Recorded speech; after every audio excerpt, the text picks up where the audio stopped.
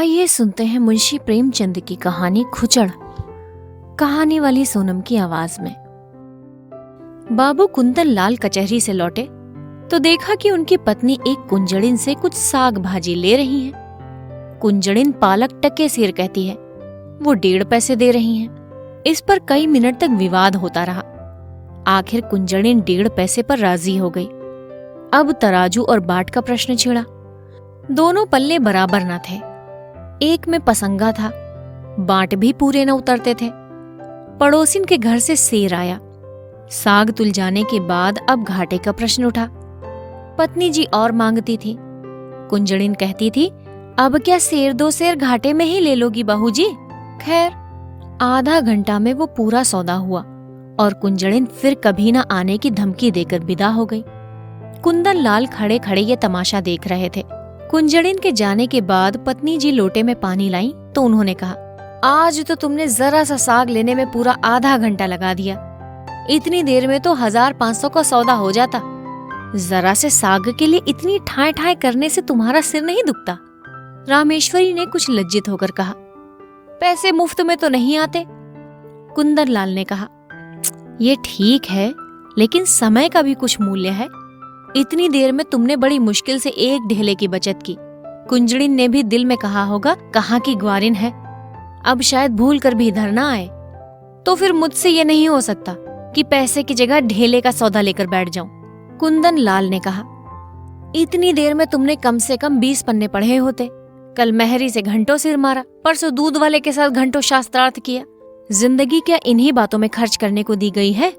कुंदन लाल प्रातः नित्य ही पत्नी को सदुपदेश देते रहते थे। ये उनका दूसरा विवाह था। रामेश्वरी को आए अभी 2 ही महीने हुए थे।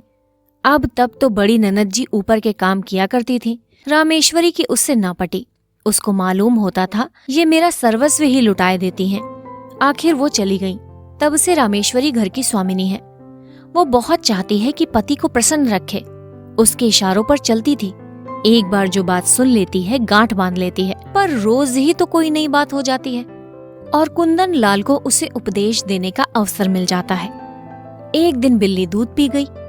रामेश्वरी दूध गर्म करके लाई और स्वामी के सिरहाने रखकर पान बना रही थी कि बिल्ली ने दूध पर अपना ईश्वर प्रदत्त अधिकार सिद्ध कर दिया। रामेश्वरी ये अपहरण स्वीकार न कर सकी। डंडा लेकर बिल्ली को इतनी जोर से मारा कि वो 2-3 लुढ़कियां खा गई। कुंदन लाल लेटे लेटे अखबार पढ़ते हुए बोले, अरे जो मर जाती। रामेश्वरी ने ढिठाई के साथ कहा, तो मेरा दूध क्यों पी गई? उसे मारने से दूध मिल तो नहीं गया। जब कोई नुकसान कर देता है तो उस पर क्रोध आता ही है। ना आना चाहिए। पशु के साथ आदमी भी क्यों पशु हो जाए? आदमी और पशु में इसके सिवा और क्या अंतर है? कुंदन लाल कई मिनट तक दया, विवेक और शांति की शिक्षा देते रहे। यहाँ तक कि बेचारी रामेश्वरी ग्लानि के मारे रो पड़ी। इस भांति एक दिन रामेश्वरी ने एक भिक्षुक को दुत्कार दिया तो बाबू साहब ने फिर उपदेश देना शुरू किया और बोले, तुमसे ना उठा जाता हो तो लाओ मैं दे आऊं। गरीब को यूं दुत्कारना ना चाहिए। रामेश्वरी ने त्योरियां चढ़ाते हुए कहा, दिन भर तो तांता लगा रहता है, कोई कहाँ तक दौड़े? सारा देश भिखमंगों से ही भर गया है शायद। कुंदन लाल ने उपेक्षा के भाव से मुस्कुरा कर कहा, उसी देश में तो तुम भी बसती हो। इतने भिखमंगे कहाँ से आ जाते हैं? ये सब काम क्यों नहीं करते? कोई आदमी इतना नीच नहीं होता जो काम मिलने पर भी भीख मांगे। हाँ, अपंग हो तो दूसरी बात है। अपंगों का भीख के सिवा और क्या सहारा हो सकता है? सरकार इनके लिए अनाथालय क्यों नहीं खुलवाती? जब स्वराज्य हो जाएगा तब शायद खुल जाए। अभी तो कोई आशा नहीं है, मगर स्वराज भी धर्म ही से आएगा। लाखों साधु सन्यासी पंडे पुजारी मुफ्त का माल उड़ाते हैं।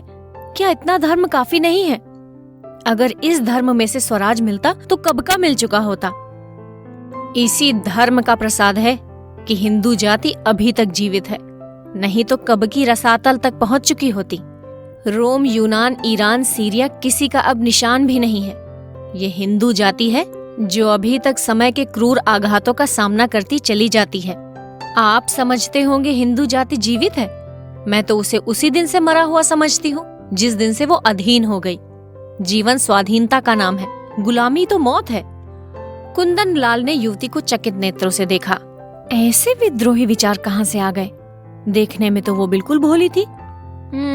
समझ गया, कहीं सुन सुना लिया होगा। कुंदन लाल कठोर होकर बोले, क्यों व्यर्थ विवाद करती हो? लजाती तो नहीं, ऊपर से और बकबक करती हो। रामेश्वरी ये फटकार सुनकर चुप हो गई। एक क्षण वहां खड़ी रही, फिर धीरे से कमरे में चली गई। एक दिन कुंदन लाल ने कई मित्रों की दावत की। रामेश्वरी सवेरे से रसोई में घुसी तो शाम तक सिर न उठा सकी। रामेश्वरी को ये बेगार बुरी मालूम हो रही थी। अगर दोस्तों की दावत करनी थी तो खाना बनाने का कोई प्रबंध क्यों न किया? सारा बोझ उसी के सिर पे क्यों डाल दिया? उससे एक बार पूछ तो लिया होता कि दावत करूं या ना करूं। होता तब भी यही जो अब हो रहा था। वो दावत के प्रस्ताव का बड़ी खुशी से अनुमोदन करती। तब वो समझती दावत मैं कर रही हूँ, अब समझ रही है मुझसे बेगार ली जा रही है। खैर, भोजन तैयार हुआ। लोगों ने भोजन किया और चले गए, मगर मुंशी जी मुंह फुलाए बैठे हुए थे। रामेश्वरी ने कहा, तुम क्यों नहीं खा लेते? क्या अभी सबेरा है? बाबू साहब ने आंखें फाड़ कर कहा, क्या खा लूं? ये खाना है या बैलों का सानी? रामेश्वरी के सिर से पांव तक आग लग गई। सारा दिन चूल्हे के सामने जली, उसका ये पुरस्कार? बोली, मुझसे जैसा हो सका बनाया, जो बात अपने बस की नहीं है उसके लिए क्या करती? पूड़ियां सब सेवर हैं, होंगी। कचौड़ी में इतना नमक था कि किसी ने छुआ तक नहीं होगा। हलवा अच्छी तरह भुना नहीं, कचाइयां आ रही थी, आती होंगी। शोरबा इतना पतला था जैसे चाय, होगा। स्त्री का पहला धर्म ये है कि वो रसोई के काम में चतुर हो। फिर उपदेशों का तांता बंधा, यहाँ तक कि रामेश्वरी उबकर चली गई। 5-6 महीने गुजर गए। एक दिन कुंदन लाल के एक दूर के संबंधी उनसे मिलने आए। रामेश्वरी को ज्यों ही उनकी खबर मिली, जलपान के लिए मिठाई भेजी और मेहरी से कहला भेजा, आज यहीं भोजन कीजिएगा। वो महाशय फूले न समाये, बोरिया बंधना लेकर पहुंच गए और डेरा डाल दिया। 1 हफ्ता गुजर गया, वो टलने का नाम भी नहीं लेते। आओ भगत में कोई कमी होती तो शायद उन्हें कुछ चिंता होती, पर रामेश्वरी उनके सेवा सत्कार में जी जान से लगी हुई थी। फिर वो भला क्यों हटने लगे? एक दिन कुंदन लाल ने कहा, तुमने ये बुरा रोग पाला। रामेश्वरी ने चौंक कर पूछा, कैसा रोग? इन्हें टलने क्यों नहीं देती? मेरा क्या बिगाड़ रहे हैं? कम से कम 1 रुपये की रोज चपत दे रहे हैं, और अगर यही खातिरदारी रही तो शायद जीते जी भी ना टलेंगे। मुझसे तो ये नहीं हो सकता कि कोई 2-4 दिन के लिए आ जाए तो उसके सिर हो जाऊं। जब तक उनकी इच्छा हो रहे, ऐसे मुफ्त खोरों का सत्कार करना पाप है। अगर तुमने इतना सिर न चढ़ाया होता तो अब तक लंबा हुआ होता। जब दिन में 3 बार भोजन और 50 बार पान मिलता हो तो उसे कुत्ते ने काटा है जो अपने घर जाए।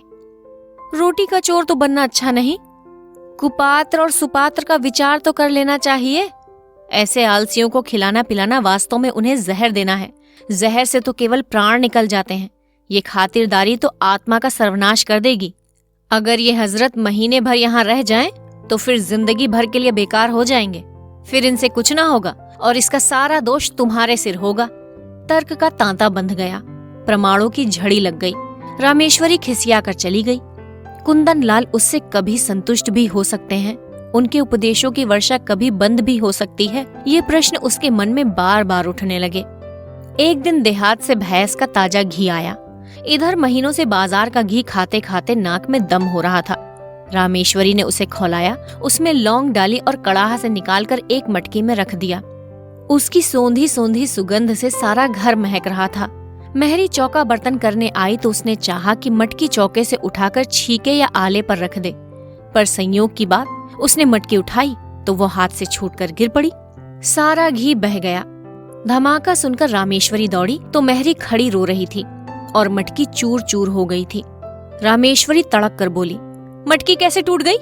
मैं तेरी तनख्वाह से काट लूंगी। राम राम, सारा घी मिट्टी में मिला दिया। तेरी आंखें फूट गई थी क्या? हाथों में दम नहीं था? इतनी दूर से मंगाया, इतनी मेहनत से गर्म किया, मगर एक बूंद भी गले के नीचे न गया। अब खड़ी बिसूर क्या रही है? जा जा अपना काम कर। मेहरी ने आंसू पोंछकर कहा, बहू जी, अब तो चूक हो गई।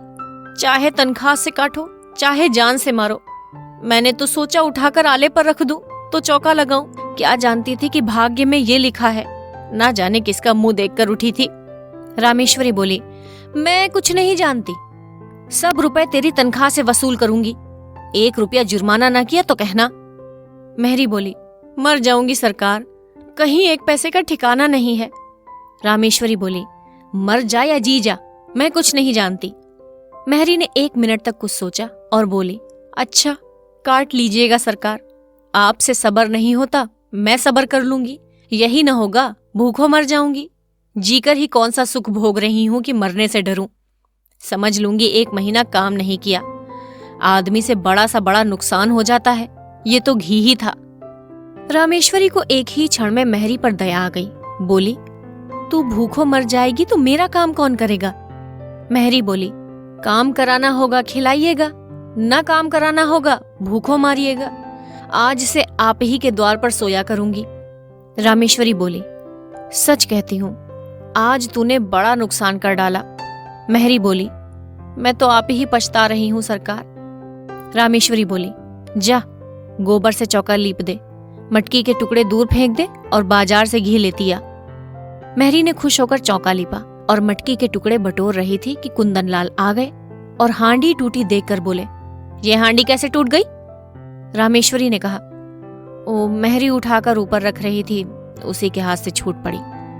कुंदनलाल ने चिल्लाकर कहा, तो सब घी बह गया? और क्या, कुछ बच भी रहा? तुमने मेहरी से कुछ कहा नहीं? क्या कहती? उसने जानबूझकर तो गिरा नहीं दिया। ये नुकसान कौन उठाएगा? हम उठाएंगे, और कौन उठाएगा? अगर मेरे हाथ से छूट पड़ती तो क्या हाथ काट लेती? कुंदनलाल ने होंठ चबाकर कहा, तुम्हारी कोई बात मेरी समझ में नहीं आती।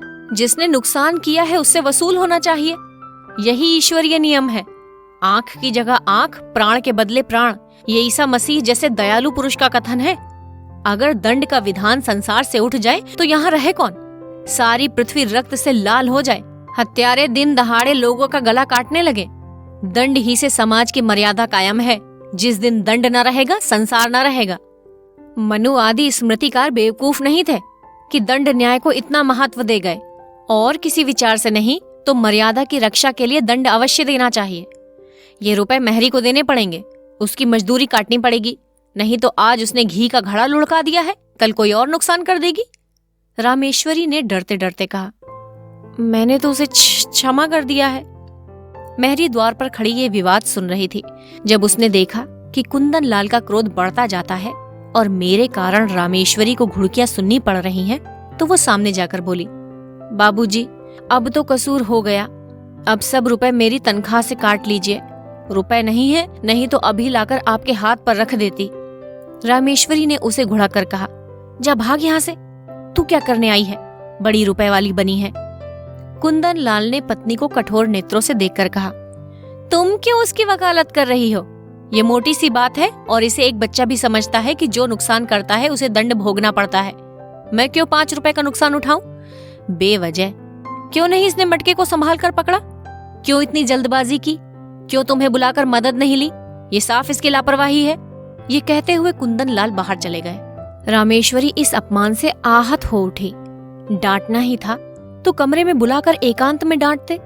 मेहरी के सामने उसे रुई की तरह धुन डाला। उसकी समझ ही में न आता था कि ये किस स्वभाव के आदमी हैं।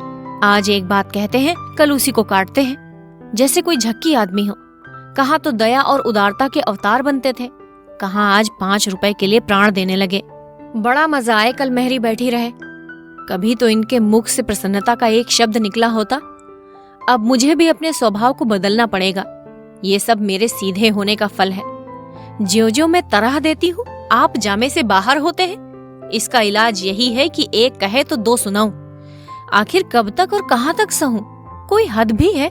जब देखो डांट रहे हैं। जिसके मिजाज को कुछ पता ही ना हो, उसे खुश कौन रख सकता है? उस दिन जरा सा बिल्ली को मार दिया तो दया का उपदेश करने लगे। आज वो दया कहाँ गई? उनको ठीक करने का उपाय यही है कि समझ लूं कोई कुत्ता भौंक रहा है। नहीं, ऐसा क्यों करूं? अपने मन से कोई काम ही ना करूं। जो ये कहे वही करूं, न जौ भर ज्यादा। अब इन्हें मेरा कोई काम पसंद नहीं आता तो क्या मुझे कुत्ते ने काटा है जो बरबस अपनी टांग अड़ाऊं?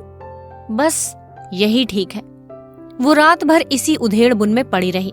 सवेरे कुंदनलाल स्नान करने नहीं गए, लौटे तो 9 बज गए थे। घर में जाकर देखा तो चौका बर्तन ना हुआ था, प्राण सूख गए। कुंदन लाल ने कहा, क्या मेहरी नहीं आई? रामेश्वरी ने कहा, नहीं। तो फिर? जो आपकी आज्ञा। ये तो बड़ी मुश्किल है। हाँ है तो, पड़ोस की मेहरी को क्यों ना बुला लिया? किसके हुक्म से बुलाती? अब हुक्म हुआ है, बुलाए लेती हूँ। अब बुलाओगी तो खाना कब बनेगा? 9 बज गए हैं, और इतना तो तुम्हें अपनी अक्ल से काम लेना चाहिए था कि मेहरी नहीं आई तो पड़ोस वाली को बुला लो। अगर उस वक्त सरकार पूछते क्यों दूसरी मेहरी बुलाई तो क्या जवाब देती? अपनी अक्ल से काम लेना अब छोड़ दिया है, अब तुम्हारी ही अक्ल से काम लूंगी। मैं ये नहीं चाहती कि कोई मुझे आंखें दिखाए। अच्छा, तो इस वक्त क्या होगा? जो हुजूर का हुक्म हो। तुम मुझे बनाती हो? मेरी कहाँ इतनी मजाल कि आपको बनाऊं? मैं तो हुजूर की लौंडी हूँ, जो कहिए वो करूं। कुंदन लाल ने कहा, मैं तो जाता हूँ, तुम्हारा जो जी चाहे करो। जाइए, मेरा जी कुछ ना चाहेगा और कुछ ना करूंगी। आखिर तुम क्या खाओगी? जो आप देंगे वही खा लूंगी। लाओ, बाजार से पूड़ियां ला दूं। रामेश्वरी रुपया निकाल लाई। कुंदन लाल पूड़ियां लाए। इस वक्त का काम चला। दफ्तर गए, लौटे तो देर हो गई थी। आते ही पूछा, मेहरी आई? नहीं। मैंने तो कहा था पड़ोस वाली को बुला लेना। बुलाया था, वो 5 रुपए मांगती है। तो 1 ही रुपए का फर्क था, क्यों नहीं रख लिया? मुझे ये हुक्म ना मिला था, मुझसे जवाब तलब होती कि 1 रुपया ज्यादा क्यों दे दिया। खर्च की किफायत पर उपदेश दिया जाने लगता तो क्या करती? तुम बिल्कुल मूर्ख हो। बिल्कुल। तो इस वक्त भी भोजन न बनेगा? मजबूरी है। कुंदन लाल सिर थामकर चारपाई पर बैठ गए। ये तो नई विपत्ति गले पड़ी। पूड़ियां उन्हें रुचती ना थीं। जी में बहुत झुंझलाए। रामेश्वरी को 2-4 उल्टी सीधी सुनाई, लेकिन उसने मानो सुना ही नहीं। कुछ बस ना चला तो मेहरी की तलाश में निकले। जिसके यहाँ गए मालूम हुआ मेहरी काम करके चली गई है। आखिर एक कहार मिला, उसे बुला लाए। कहार ने 2 आने लिए और बर्तन धोकर चलता बना। रामेश्वरी ने कहा, भोजन क्या बनेगा? रोटी तरकारी बना लो, या इसमें भी कुछ आपत्ति है? तरकारी घर में नहीं है। दिन भर बैठी रही, तरकारी भी न लेते बनी। अब इतनी रात गए तरकारी कहाँ मिलेगी? मुझे तरकारी ले रखने का हुक्म न मिला था। मैं पैसा ज्यादा दे देती तो? कुंदन लाल ने विवशता से दांत पीसकर कहा, आखिर तुम चाहती क्या हो? रामेश्वरी ने शांत स्वभाव से जवाब दिया, कुछ नहीं, केवल अपना अपमान नहीं चाहती। तुम्हारा अपमान कौन करता है? आप करते हैं। तो मैं घर के मामले में कुछ न बोलूं? आप न बोलेंगे तो कौन बोलेगा? मैं तो केवल हुक्म की ताबेदार हूँ। रात दाल रोटी पर कटी। दोनों आदमी लेटे। रामेश्वरी को तुरंत नींद आ गई। कुंदन लाल बड़ी देर तक करवटें बदलते रहे। अगर रामेश्वरी इस तरह सहयोग न करेगी तो एक दिन भी काम न चलेगा। आज ही बड़ी मुश्किल से भोजन मिला, इसकी समझ तो उल्टी है। मैं तो समझता हूँ ये समझती है डांट रहा हूँ। मुझसे बिना बोले रहा भी तो नहीं जाता। लेकिन अगर बोलने का ये नतीजा है तो फिर बोलना फिजूल है। नुकसान होगा बला से। ये तो ना होगा कि दफ्तर से आकर बाजार भागूं। मेहरी से रुपए वसूल करने की बात इसे बुरी लगी और थी भी बेजा। रुपए तो न मिले, उल्टे मेहरी ने काम छोड़ दिया। कुंदन लाल रामेश्वरी को जगाकर बोले, कितना सोती हो तुम? मजूरों को नींद अच्छी आती है। चिढ़ाओ मत, मेहरी से रुपए वसूल मत करना। वो तो लिए खड़ी है, शायद उसे मालूम हो जाएगा तो काम करने आएगी। अच्छी बात है, कहला भेजूंगी। आज से कान पकड़ता हूँ, तुम्हारे बीच में न बोलूंगा। और जो मैं घर लुटा दूं तो लुटा दो, चाहे मिटा दो, मगर रूठो मत। अगर तुम किसी बात में मेरी सलाह पूछोगी तो दूंगा, वरना मुंह ना खोलूंगा। मैं अपना अपमान नहीं सह सकती। इस भूल को क्षमा करो। सच्चे दिल से कहते हो ना? सच्चे दिल से। आप सुन रहे थे मुंशी प्रेमचंद की कहानी खुचड़। कहानी वाली सोनम की आवाज में। आपके घर में खुचड़ कौन निकालता है? आपके पति या आपकी सास या आपकी ननद? या कोई खुचड़ नहीं निकालता, आप ही खुचड़ निकालते हैं? मुझे कमेंट बॉक्स में जरूर बताइए। जल्द ही एक नई कहानी लेकर आपके सामने आएंगे। अगर आपको ये कहानी पसंद आई हो तो इसे लाइक कीजिए, अपने मित्रों के साथ शेयर कीजिए और इस चैनल को जरूर सब्सक्राइब कीजिए। धन्यवाद।